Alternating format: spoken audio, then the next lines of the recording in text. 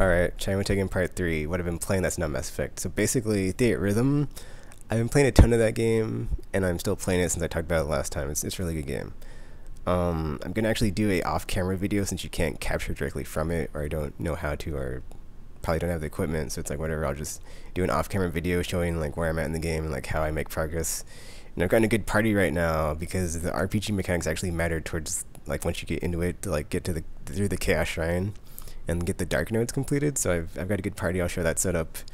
I'm using the Furion, the Warrior of Light, the Onion Knight, and Cecil from Final Fantasy 4. So Final Fantasy 1, 2, 3, and 4. The first 4 games and like those characters from those games. That's like my party now. I'll show it later in that video.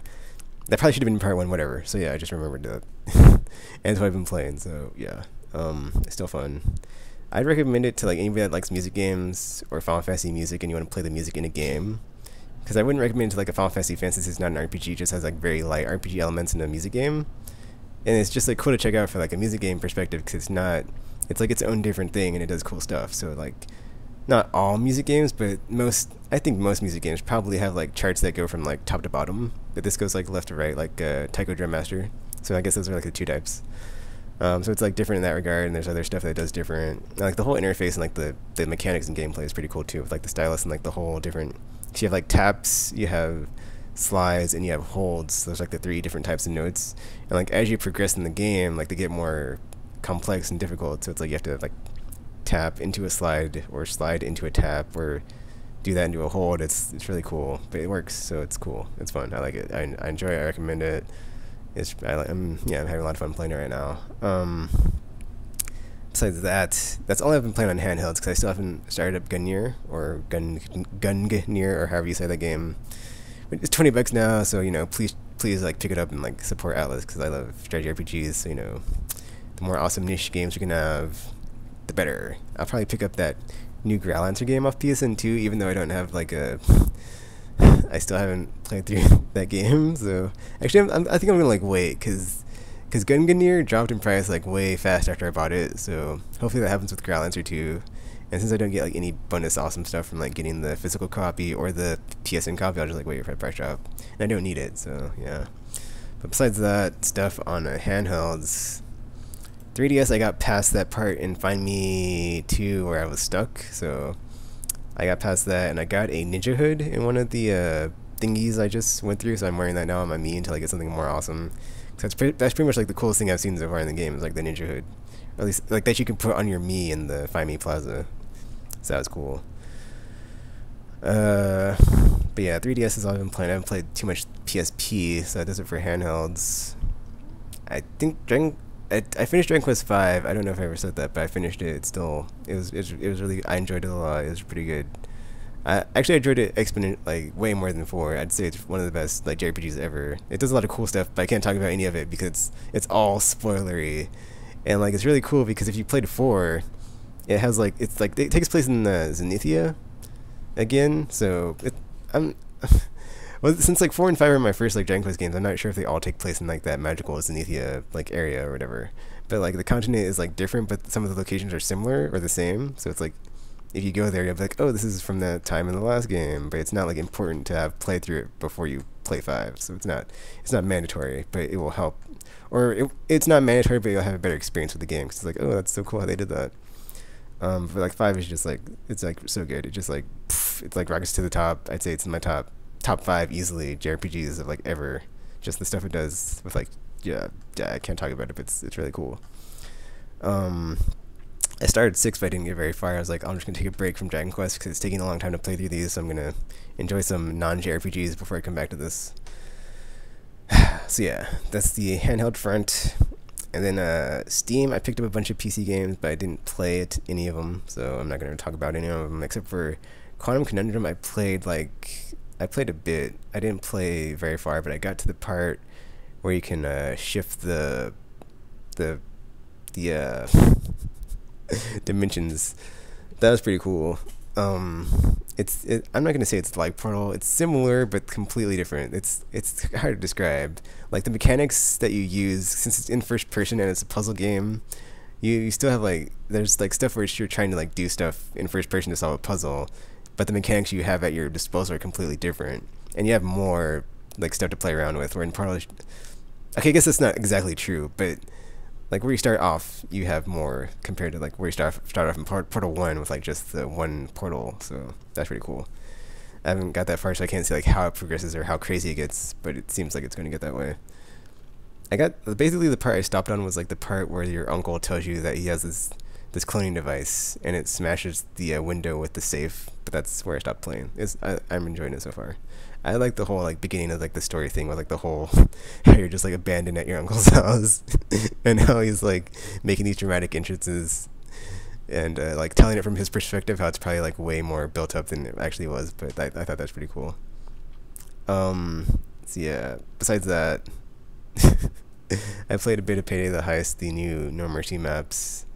Me and my friends couldn't get through it because we played more on PS3 than on PC, so we played it, but yeah, like what happened was basically we got all the cameras taken out, and we stopped the civilians from pushing the like alert button, but then we had to get to the computer, and then like before we could do that, the alarm triggered, and before we'd done that, like each 3 times we'd played, we had effed up before that part, so we'd had to go to the hallway and like try to saw the door open with the patient, but we kept dying. So I think we kept getting to that part, and then we kept dying. So yeah, we were like, whatever, we'll just wait for it to come to PS3 where our characters are more high leveled up.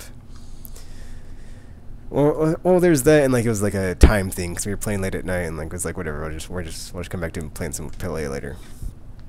So yeah, that and Quantum Conundrum, and then after going back to Resident Evil 4, it's still awesome. Like it's still one of the best games ever, and it holds up really well. Like still. And then even on Wii, it just shows like it revalidates to me like the motion control is not like a fad. It's still something that is like it has like a valid place in like gaming, and it can be utilized like pretty good if like the developers trying. Because I think I just got jaded on like all the casual crap that got just paraded on the motion control and Kinect, and it like made me like blind to all like the good possibilities that like are still out there for like motion control. So it's like, don't give up on it. It can still work. But like playing that in 5, like 4 is like the like really good middle ground between action and horror. It's like probably more in action than horror, but it's still like a better middle ground than like 5, which is just all the way to action and like very little horror. Because the only scary part in that game is the tunnel that you go through. Someone holds the light, someone shoots, and in my playthrough that I uploaded, like Sheva was being all weird. That was funny, and I couldn't figure out how to put the lantern down to get a gun out until I like pushed the mini menu to equip my gun back. So that was weird. It was interesting and fun, but whatever. But yeah, and then like Resident Evil 6, like the videos they keep showing for that game, I cannot wait. I'm super pumped. So yeah, and then also, this probably should have been in segment 1, but I just thought of it now. But I'm probably going to put up some Resident Evil 2 playthroughs since Leon's the main character. And I'm almost done with 4. Like, I'm getting there. I'm at, like, almost at the island, and then the prison, and then that's, like, towards the end.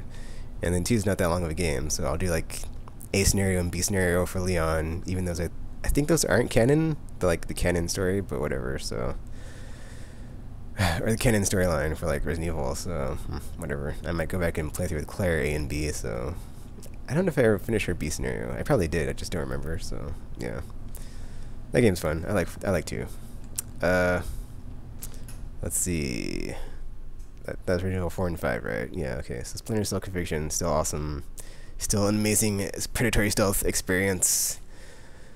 Yeah, I haven't played anything else besides what I talked about in the first segment of like videos I put up, so I have nothing to say about any new awesome stuff. Like I downloaded the War for Cybertron demo because I got it early for pre-ordering, but I haven't played it, so... let's see. Oh yeah, Metal Gear Solid 4 comes out, and that comes out, but they're gonna do the thing with like you can install the full game to the hard drive with the patch, and I'm gonna like do that and record it. That should have been in part 1 too, but I forgot, so sorry. And then yeah, that's it for Chat Taking. I get swag. So yeah, before I end the video, swag since the last video, more awesome Mass Effect gear. So we have my second favorite of the new squad mates in Mass Effect 2, Morden effing Solus. Everybody's favorite scientist Solarian. Oh yeah, gotta love it. Very model of a scientist Solarian. And then the other tally shirt I got, this is the pinup one with the, yeah, this is it.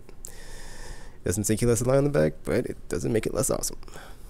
And then we have our good, trusted friend who will always be by your side because there's no Shepard without Vicarian and Garrus Vicarian. Oh yeah. And it says calibrating on the back, which is pretty cool, I gotta say. Pretty cool. And last, we have Dr. Leah Archizoni, my most favoritist love interest in all time of gaming and stuff. Not gonna get into it, that'd be creepy and stuff, so yeah, let me just put this away here, and yeah. That's it for Channel Check for August 2012. I'm looking around to make sure I didn't forget anything to talk about, but I'm pretty sure that's everything, because, and I mean, I just realized I didn't check the audio in the last video, so hopefully the audio is working. I don't care if the video is out of sync, because that's really all I care about, is if it recorded and it uploads and it doesn't give me any stress and I'm like, oh no, it's not working, or I have to redo it, no. So yeah, I'm making this before part 2, so part 2 is like not done yet, but I'll go back and do it. And I think I'll like upload these and then upload part 2, because it's just gonna be me talking about Mass Effect and like gushing all over it for like 30 minutes or something, like on top of gameplay of Mass Effect, which is just, Mass Effect Love Fest, because I love me some Mass Effect, what can I say? So awesome. So addicted. Alright, that's it for this channel again. Thanks for watching. Like, comment, subscribe, or not. If you want to play on PSN or Xbox Live or Steam, just send me a message or leave your thing in the comments, like let's play, or add me, because my handle is just like Tekken Master without the, so on PSN, Xbox Live, and Steam, so add me and we can play sometime. But yeah, that's it for this video. Thanks for watching, and until next Channel Tekken, I'm now signing off.